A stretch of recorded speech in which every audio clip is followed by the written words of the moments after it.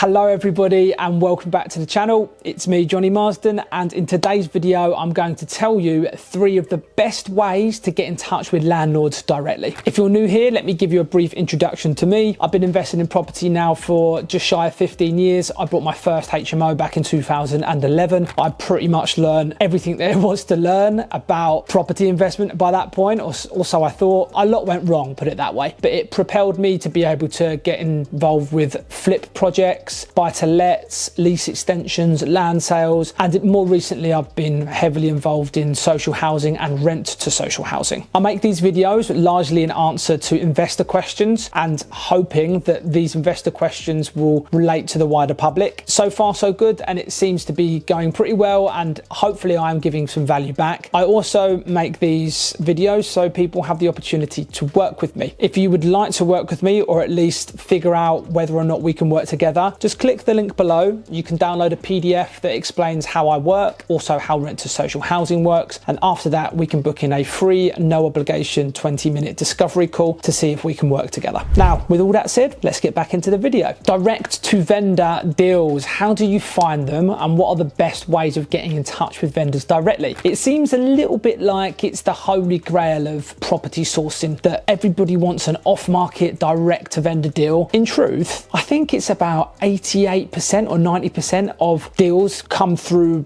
property portals like Rightmove and Zoopla. But yes, it is likely that some of the more lucrative deals can come from direct to vendor or direct to landlord positions, because you can negotiate with them a lot better. So in this video, I'm going to give you 3 of the best ways and most lucrative ways that I've found of getting in touch with landlords directly. It's definitely worth mentioning that you're going to need some money to be able to market to these people, so please bear that in mind now. I will mention a strategy that will pretty much cost you nothing, but whether or not it's something you're going to want to do or not, I don't know. And in terms of what I've found most lucrative, the 3 that I'm going to mention are definitely the best. To be able to leaflet as efficiently as possible, you're going to first need to hone in on an area where you know there is a lot of landlord property, so basically a lot of rented or tenanted property. Now, you will be sending these leaflets through the doors of the properties that have the tenants in, and the likeliness of it getting to the landlord, it really depends on how often you're putting the leaflets through the door. If they're student properties, you can bet the students are just going to throw them away or use them as a coaster or a table mat, something like that. So let's just flip this on its head for a second and think, where would these landlords be? As well as targeting areas that you know are tenanted or where the properties are let out to tenants, I would also look at targeting affluent areas within your investment patch. Start leafleting to these places. You can be pretty confident that people that you're putting the leaflets through the door of have some money, and even if they're not landlords, they could well be looking to sell their property themselves. But a top tip here is leave at the bottom, you offer referral fees. Now, when you're posting through the door of rich people, they're likely going to know other rich people, and it just is the way it is in this country. People invest in property, and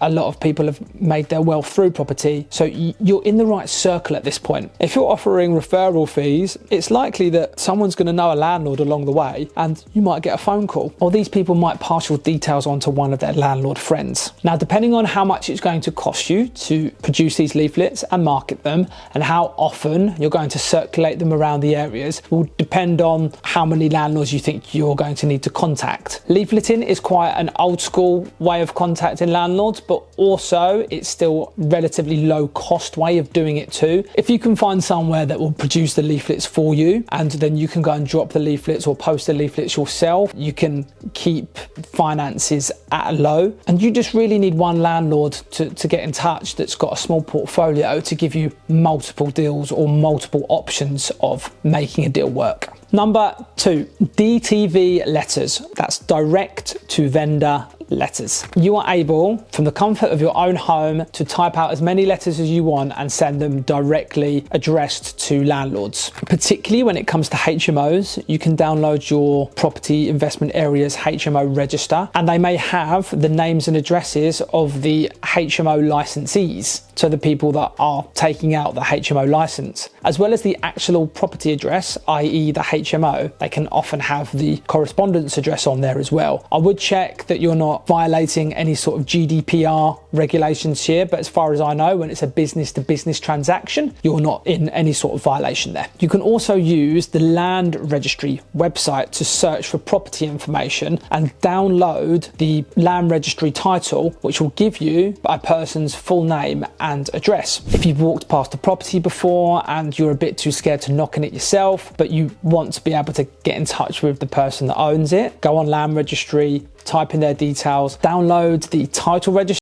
and get in touch with them directly. But the best way that I've found of using this particular strategy, and it has given me a 50% conversion rate in terms of people contacting me back, is going on Rightmove, looking at properties that are 3 months on or in excess of 3 months on, which more than likely means they're out of contract with their estate agent by that point. Use Google Maps to find the address, then go onto land registry, and from there contact the owner of that property that is on Rightmove directly. I would send some sort of templated letter basically saying, hey, look, I've seen that you're struggling to sell your property. I'm an investor working in the area. We're looking for houses or flats just like this. Would love to be able to talk to you about acquiring this off you directly. Maybe even offer something like, we can give you a guaranteed offer within 48 hours, or we guarantee to get it into legals between X date and X date. But this way, you know already that there's a motivation for them to sell, and you're likely to start more conversations. And number 3.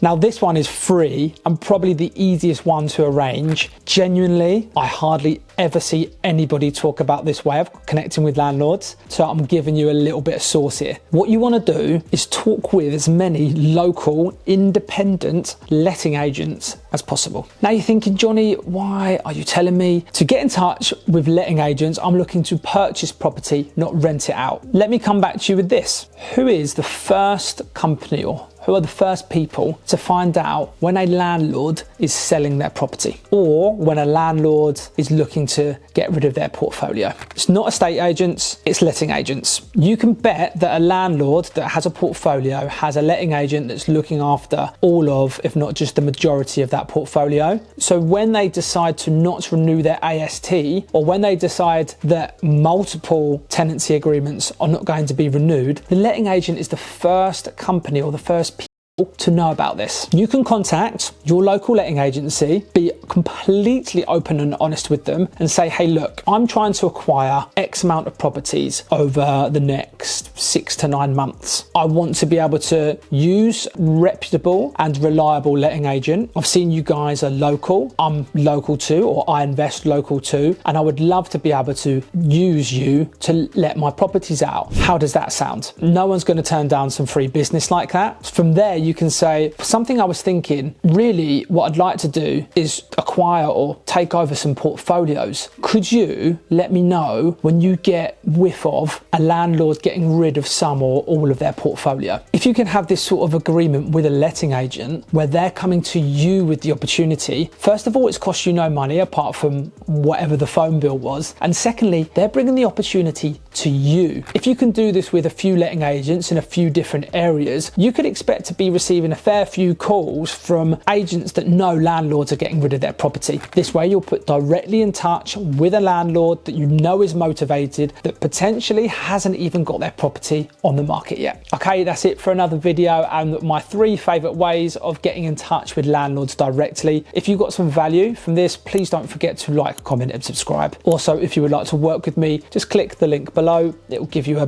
brief understanding of how I work and also how rent to social housing works. From there, we can book in a free, no obligation 20-minute discovery call to see if we can make some money in property together. I'll see you in the next video.